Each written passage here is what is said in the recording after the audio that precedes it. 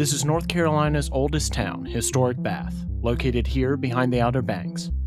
More than half a century before the American Revolution, this small port was the site of a bitter power struggle, not against the crown, but a group called the Lords Proprietors, who ruled them with great autonomy. In the early 1700s, Carolina was one colony, ruled by the heirs of 8 English noblemen. But this power structure was not without its dissenters. Many were Protestants, belonging to other denominations outside the official Church of England. They resented the feudal-like system they lived under, the poll taxes, annual fees, and loyalty oaths, which effectively barred Quakers, the area's dominant political force, from public office.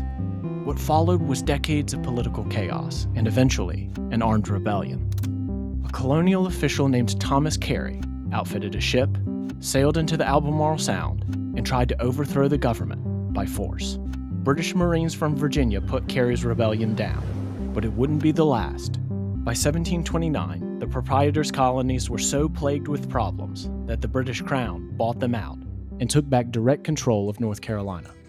Today, historic Bath invites you to walk through the streets where colonial merchants traded, ship captains came home, and news of Lexington and Concord arrived on horseback in the spring of 1775. Each location offers a window into a different chapter of the town's story.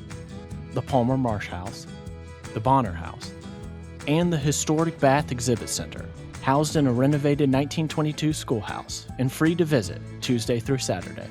We have a relatively large historic site. It's 14 acres. We have 2 houses that are on tour. It's bought by the Palmer family by Colonel Robert Palmer. Later on, he passes it down to his son We have William. other historic houses throughout the site. We also have historic gardens. We have a number of historical highway markers. You can walk through town and just read the historical highway markers. The site has a state dock that's a free dock for 72 hours. We're very proud of what we have to offer here. But perhaps the most compelling thing about Bath is simply the waterfront. Coming up to Bonner's Point, where you've got water on both sides, is really beautiful. And right down the street, you can enjoy local favorites like the Thirsty Mermaid, a coffee shop and boutique. It's mostly local artists who make everything from pens to toys to very unique items. And then we have a full coffee shop. So we have everything from frappuccinos to lattes to smoothies. It's a different feeling when you walk the streets here. It is just a beautiful, quaint, quiet town. It just pulls you. It's like no other place.